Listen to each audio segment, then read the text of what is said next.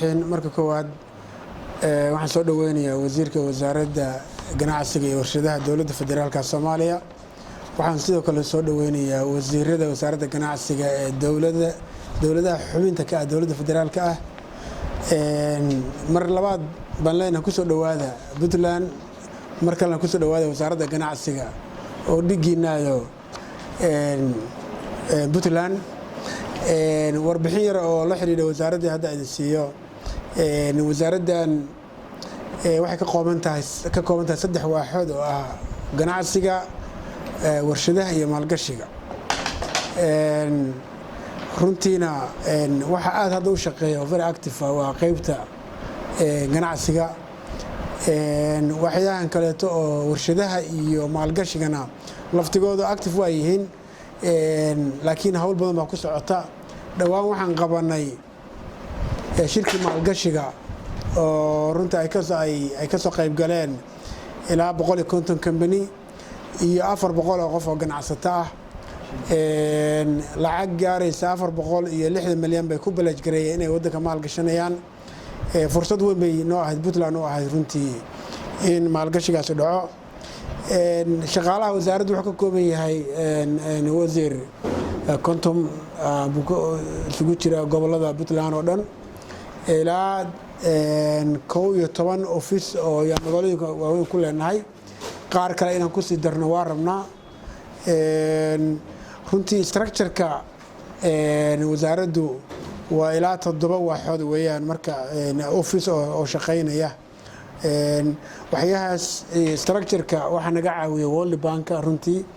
oo gacan nagu siiyay structure-ka noocaasa waxyaalo kale aan ka filayno way jiraan oo dhinaca laysamada iyo system aan ku shaqeyno iyo oo certificate-ka lagu bixiyo ayaan rajaynaynaa qorshayaal kale oo aan rabnay inaan ku horumarino oo dhinaca dakhli aruurinta tababarada iyo isbalaarinta inaan ku sii balaarino goobaha kaleeto inta way jiraan waxa kale oo qorshaha noogu jira inaan diiwaan galino businesska waddanka dhan inaan diiwaan galina rabnaa oo kategoriyaasha ama kalaasada ay kala yihiin oo dhan ay meel noogu xareysan yihiin rabnaa shaqo fiican baa noo socotay hadda 5 bilood u dambeysay aan rabnay wasaaradda inaan ka horumarino inaan wasaaradaha kale waddanka wasaaradda federaal heer federaal iyo heer gobolba inaan iskaashano waddanka u shaqeyno wixii caqabadaha oo inay jiraan aynu si wada jira aan isaga kaashano wixii fursadaha aynu iska kaashano arrin aad muhiim bay noo tahay dhammaanteen anaga maadaama hadda dowladda Puntland 12 sano ay jirtay waxaan diyaar lanahay inaanu idila sheer gareeyno wixii dhinaca shuruucda iyo dhinaca khibradda iyo dhinaca maarta tababarada waxa la wadaagi karno marka akhyaarta sharafta soo dhawaada aad baan u mahadsantiin waxa kale jirta wasiirka waa mahadsan tahay carwo aan ku qaban doono Boosaaso runtiina idinka iyo ruuta ganacsiga waa idin marti qaadaynaa dowladda federaalka iyo dowlad goboleedyadaba bisha koowaad 15keeda carwo baa ka dhici doonta Boosaaso xilligaas bisha koowaad 15keeda marka carwadaas inaan ka soo qayb gashaan waa rajaynaa waxaan rabnaa inaan ku soo bandhigno wax soo saarka waddanka wax badan oo xiiso leh laftigooda waa soo bandhigaynaa dadka waxaan rabnaa ku dhiirigelino in wax la kala gato dadka ganacsatada ay customer helaan waxaan rabnaa 5 biro socon doona 5 biriba dhaqdhaqaaq fiican iyo activity inuu u noqdaan rajaynaa waddanka dhan marka idinkoo dhan waa idinku marti qaadnay iyadoo official waa idin soo diraynaa marka aad baa u mahadsantihiin mar koowaad iyo mar labaad soo dhawaada marka intaas ku soo gabagayn lahaa wasiirka wasaaradda ganacsiga iyo warshadaha dowladda federaalka ah Mr. Abdullahi iyo wasiirka wasaaradda ganacsiga iyo warshadaha iyo maalgashiga Abdullahi asagana labadooda laba magac isku mid ay wataan Puntland wasiirka xigeenka Mustafa agaasimayaasha wasaaradda ganacsiga ee Puntland iyo shaqaalaha kale aad iyo aad ayaan u mahadcelinaynaa sida wanaagsan ee noogu soo dhaweeyeen caasimadda Puntland Garowe runtii waxyaalo badan oo aan ka faa'iidi karno iyo isdhexgal iyo wada shaqayn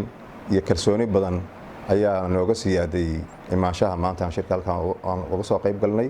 runtii wasiirka wasaaradda ganacsiga ee federaalka Abdullahi na dhiirigelin badan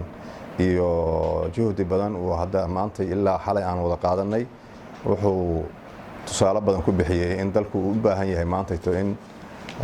si kala wareegsan in lagu wada shaqayn karo loogana bixi karo marxaladda lagu jiro annaguna aad iyo aad baan soo dhaweynay shirka lagu qabanayo oo kambaniyaasha sharcigoodana gabagaba uu maanta yahay insha Allah tacaala dad badan ayaa ka faa'iidi doona Soomaaliyeed ama shisheeya ka faa'iidaya dalku inuu horumar iyo dhaqaale iyo shaqo abuurba laga helo insha Allah ayaan rajaynaynaa waqtiga aan sii dheereeyay ma doonayo anigoo ku hadlaya dowlad goboleedyada bartingalka la wasaaradda ganacsiga ee dowladda federaalka aad iyo aad runtii qalbi wanaagsan anigoo codkooda iyo afkoodaba ku hadlaya wasiiradii kalena ay fadhiyaan waxaanu ka aqbalnay insha Allah carwada dambe ay nagu casuumeen inaan anaguna ajiibnay asagoo wasiirkii federaalka uu fadhiyo annaguna insha Allah tacaala waxaan soo bandhigi doonaa inaan wasaaradaheena ku casuuno ama wasiirka wasaaradda ganacsiga iyo wasiirada kale ee maamul goboleedyada inaan mar walba aan meel kasta sida hadda Puntland aan iskugu nimid inaan meel walba aan isku sheer garayna hadii la ahaydmo shirar ku qabanno shaqadana aan routine ka dhigana insha Allah bismillaah awal waxaan salaamayaa dhammaan wasiirada ugu horeeya wasiirka ganacsiga iyo warshadaha federaalka Soomaaliya ee maamul goboleedyada aniga waxaan ka soo jeedaa xildhibaan waxaan ahay koonfur galbeed ee guddiga ganacsiga iyo warshadaha xoghayntiisa dhammaantiin waxaan idin leeyahay assalaamu calaykum waraxmatullaahi wabarakaatu salaan kadib waxaan u mahadcelinaynaa walaalaheena Puntland oo martidan weyn maxay noo qabatay waa ku faraxsanahay inaan ka qayb galno maxay kulankan oo wada tashiga ah